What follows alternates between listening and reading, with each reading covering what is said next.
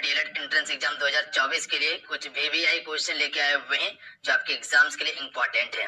देखिए form apply होना शुरू हो चुका है, जो नहीं अप्लाई किए जाके अप्लाई कर लीजिएगा। तो आज की इस क्लासेस को आप सभी कंप्लीट जरूर कवर कर लीजिएगा। इससे पहले जो तो चलिए शुरू करते हैं आज की इस क्लासेस को। फ्रेंड क्लास को लाइक करके आप शेयर अपने दोस्तों में जरूर कर दीजिएगा। चलिए शुरू करते हैं। देखिए फर्स्ट क्वेश्चन आपके स्क्रीन पे, भारत का सबसे बड़ा शहर है फ्रेंड, बताएंगे आप सभी। हर क्वेश्चन के लिए आपको 5 सेकंड का समय दिया जाएगा। इतने समय में आपको अपना आंसर नीचे कमेंट बॉक्स में बताना है। एक टारगेट लेके चलिए आप सभी, तभी क्लास करने में मजा आएगा, मन लगेगा आप सभी को पढ़ने में। चलिए बताएंगे भारत का सबसे बड़ा शहर कौन सा है फ्रेंड। क्वेश्चन फर्स्ट के लिए राइट आंसर क्या होगा। तो देखिए अगर आप सभी ऑप्शन में बी को टिक कर रहे हैं तो बिल्कुल राइट आंसर हो जाएंगे आप सभी का मुंबई। फ्रेंड मुंबई जो है ये भारत का सबसे बड़ा शहर है और इसे सपनों का शहर भी कहा जाता है और सबसे महंगा शहर भी इसे ही कहा जाता है, ध्यान में रखिएगा आप सभी। चलिए क्वेश्चन नंबर 2 के लिए राइट आंसर करेंगे आप सभी। राजस्थान में निम्नलिखित में से कौन सा स्थान है जहां भारत ने अपने परमाणु परीक्षण किए थे फ्रेंड।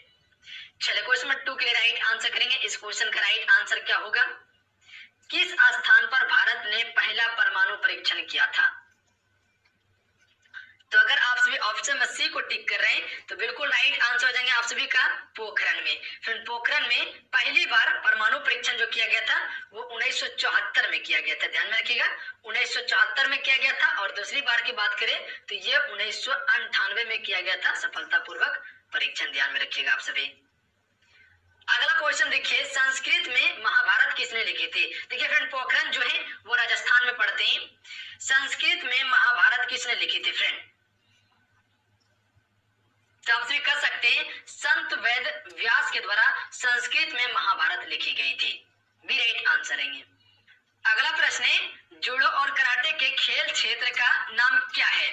चलिए फ्रेंड बताएंगे आप सभी, जूडो और कराटे के खेल क्षेत्र का नाम क्या है, बताइएगा। इस क्वेश्चन का राइट आंसर क्या हो जाएगा। तो हम कह सकते हैं मेट।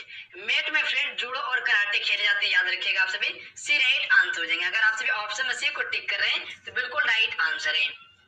अगला प्रश्न है, थाईलैंड की मुद्रा है फ्रेंड। चलिए इस क्वेश्चन का राइट आंसर करेंगे आप सभी।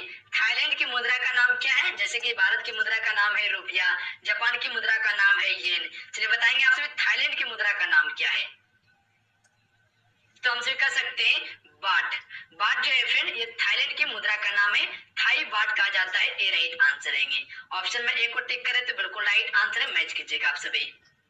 अगला क्वेश्चन है, जयपुर में हवा महल का निर्माण किसने करवाया था फ्रेंड। जितने भी क्वेश्चन आपको बता रहे हैं सारे सेलेक्टेड और इंपॉर्टेंट क्वेश्चन बता रहे हैं, तो आप सभी हर क्वेश्चन को याद कर लीजिएगा। जयपुर में हवा महल का निर्माण किसने करवाया था फ्रेंड, ए राइट आंसर रहेंगे। सवाई प्रताप सिंह ने जयपुर में हवा महल का निर्माण करवाया था, ऑप्शन में ए राइट आंसर रहेंगे। अगला प्रश्न है, नागालैंड की राजधानी क्या है। चलिए फ्रेंड बताएंगे आप सभी, नागालैंड की राजधानी जो है वो क्या है।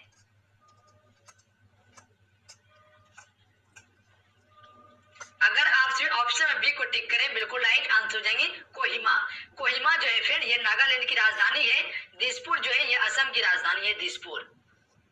गंगटोक जो है ये सिक्किम की राजधानी है। इम्फाल जो है ये मणिपुर की राजधानी है, ध्यान में रखिएगा आप सभी। अगला प्रश्न है, 1965 में भारत पाक युद्ध के दौरान भारत के प्रधानमंत्री कौन थे फ्रेंड। चलिए बताएंगे क्वेश्चन में 8 के लिए राइट आंसर क्या होगा। जब 1965 में भारत और पाकिस्तान के बीच युद्ध हुआ था तो उस समय के प्रधानमंत्री कौन थे।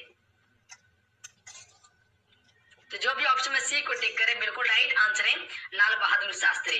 फिर उस समय के प्रधानमंत्री जो थे वो लाल बहादुर शास्त्री थे।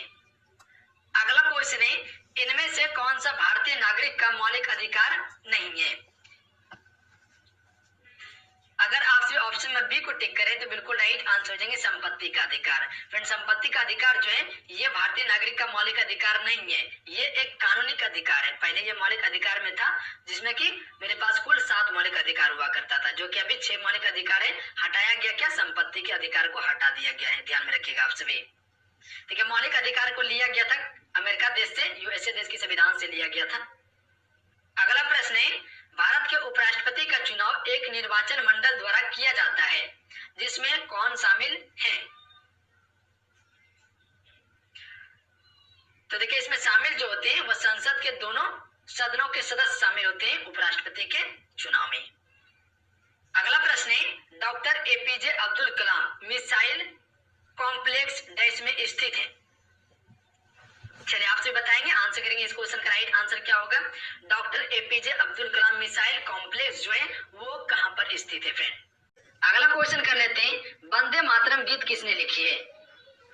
तो आप सभी को भली भांति पता होगा वंदे मातरम किसने लिखी है, बंकिम चंद्र चटर्जी ने लिखी है, ध्यान में रखिएगा आप सभी। भारत में राष्ट्रीय रेल संग्रहालय कहाँ स्थित है। तो ये स्थित है नई दिल्ली में, ए राइट आंसर है।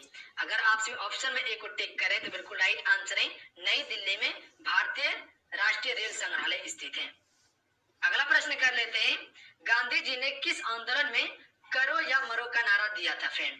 देखिए फ्रेंड आज की इस क्लास को शेयर आप सभी जरूर कर दीजिएगा और लाइक जरूर कीजिएगा, आप सभी एक लाइक आपका मोटिवेशन कराता है। तो राइट आंसर ऑप्शन में भी हो जाएंगे, भारत छोड़ो आंदोलन के दौरान दिया गया था करो मरो का नारा, ध्यान में रखिएगा। देखिए ये भारत छोड़ो आंदोलन जो शुरू हुआ था वो 1942 में शुरू हुआ था महात्मा गांधी जी के द्वारा। अगला क्वेश्चन है, निम्नलिखित में से किसे गेटवे टू द पैसिफिक कहा जाता है फ्रेंड। पनामा नहर को कहा जाता है फ्रेंड, पनामा नहर को गेटवे टू द पैसिफिक कहा जाता है, ध्यान में रखिएगा आप सभी। अगला क्वेश्चन है, डिस्कवरी ऑफ इंडिया पुस्तक के लेखक कौन है। मोस्ट रिपीटेड क्वेश्चन है, बताइएगा आप सभी, डिस्कवरी ऑफ इंडिया पुस्तक के लेखक कौन है। तो इसके लेखक हैं जवाहरलाल नेहरू। अगर आप सभी ऑप्शन में डी को टिक कर रहे हैं तो बिल्कुल राइट आंसर हो जाएंगे, जवाहरलाल नेहरू ने डिस्कवरी ऑफ इंडिया पुस्तक की रचना की थी। अगला क्वेश्चन है, पृथ्वी दिवस किस दिन मनाया जाता है।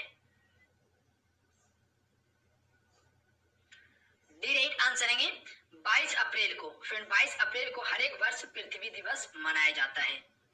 अगला क्वेश्चन है, सुंदर पिचाई किस वैश्विक प्रौद्योगिकी कंपनी के वर्तमान में सीईओ है। चलिए बताएंगे, सुंदर पिचाई जो है किसके सीईओ है।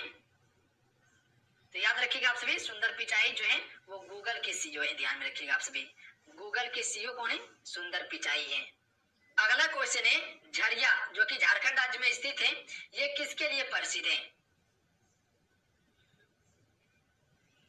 तो ये किसके लिए है, कोयले खानों के लिए प्रसिद्ध है झरिया, ध्यान में रखिएगा आप सभी। अगला क्वेश्चन है, भारत के निम्नलिखित शहरों में से किसे भारत की सिलिकॉन घाटी के रूप में जाना जाता है। देखिए फ्रेंड अगर आप सभी ऑप्शन में बी को टिक करें तो बिल्कुल राइट आंसर हो जाएंगे बंगलुरु को। फ्रेंड बंगलुरु को भारत की सिलिकॉन घाटी भी कहा जाता है। अगला प्रश्न है, भारतीय कृषि अनुसंधान संस्थान कहाँ स्थित है। चलिए बताएंगे आप सभी, क्वेश्चन नंबर 21 के लिए राइट आंसर, भारतीय कृषि अनुसंधान संस्थान कहाँ स्थित है, नई दिल्ली में, सी राइट आंसर है। ऑप्शन में सी को टिक करें तो बिल्कुल राइट आंसर है, नई दिल्ली में। अगला प्रश्न है, मंगलयान कहां से प्रक्षेपित किया गया था। तो देखिए इसे प्रक्षेपित जो किया गया था वो श्री हरिकोटा से प्रक्षेपित किया गया था, बी राइट आंसर है आप सभी का। अगला क्वेश्चन है, आगा खान कप निम्नलिखित में से किस खेल से संबंधित है फ्रेंड। चलिए बताएंगे, आगा खान कप जो संबंधित है वो किस खेल से संबंधित है। तो देखिए इसका राइट आंसर ऑप्शन में से हो जाएंगे, हॉकी खेल से संबंधित है, ध्यान में रखिएगा आप सभी, ऑप्शन में से राइट आंसर रहेंगे। अगला क्वेश्चन है, प्रार्थना समाज के संस्थापक कौन थे फ्रेंड। प्रार्थना समाज के संस्थापक कौन थे। देखिए इससे पहले जो भी क्लास हुए सारा क्लास का लिंक नीचे डिस्क्रिप्शन में है, वहां से आप सभी हर क्लास को कवर कर सकते हैं। आप सभी बहुत सारा क्लासेस दे दिया गया है स्पेशली बिहार फायरमैन के लिए। तो इसके संस्थापक थे डॉक्टर आत्माराम, सारा क्लास का लिंक नीचे डिस्क्रिप्शन में है, वहां से आप सभी हर क्लास को कवर कर सकते हैं। आप सभी बहुत सारा क्लासेस दे दिया गया है स्पेशली बिहार फायरमैन के लिए। तो इसके संस्थापक थे डॉक्टर आत्माराम पांडुरंग, ए राइट आंसर है। ऑप्शन में ए को टिक करें, बिल्कुल राइट आंसर है। अगला क्वेश्चन देखिए, बक्सर का युद्ध किस वर्ष में लड़ा गया था फ्रेंड। चलिए बताएंगे, एक हुआ था प्लासी का युद्ध, एक हुआ था बक्सर का युद्ध। उसके बाद ईस्ट इंडिया कंपनी का भारत में जो है कि राजस्व फैला था। चलिए बताएंगे, बक्सर का युद्ध किस वर्ष में हुआ था। तो ये हुआ था 1764 में हुआ था बक्सर का युद्ध। अंग्रेज की तरफ से हेक्टर मुनरो थे, ध्यान में रखिएगा आप सभी। और जबकि जो प्लासी का युद्ध हुआ था वो 1757 में हुआ था और अंग्रेज की तरफ से जो थे वो रॉबर्ट क्लाइव थे, ध्यान में रखिएगा आप सभी। अगला क्वेश्चन है, भारत के मुख्य न्यायाधीश की नियुक्ति कौन करता है? भारत के जो मुख्य न्यायाधीश होते हैं उनकी नियुक्ति कौन करता है फ्रेंड? सी राइट आंसर है भारत के राष्ट्रपति। फ्रेंड भारत के राष्ट्रपति जो है मुख्य न्यायाधीश की नियुक्ति करता है। अगला प्रश्न है, भारतीय संसद के सदनों का प्रस्ताव किसके द्वारा किया जाता है? तो देखिए किया जाता है ये भारत के राष्ट्रपति के द्वारा, ध्यान में रखिएगा। भारत के राष्ट्रपति बनने के लिए उम्र जो होना चाहिए वो 35 वर्ष होना चाहिए और इसका कार्यकाल जो होता है वो 5 वर्ष का होता है, याद रखिएगा आप सभी। राष्ट्रपति, उपराष्ट्रपति, राज्यपाल, उपराज्यपाल ये सभी बनने के लिए उम्र 35 वर्ष होना चाहिए। अगला क्वेश्चन है, ग्राम पंचायत का चुनाव कौन करता है? तो आप सबको बताओगे भली बात ही, ग्राम पंचायत का चुनाव कौन करता है? राज्य चुनाव आयोग करता है ग्राम पंचायत का चुनाव, यानी बी राइट आंसर है।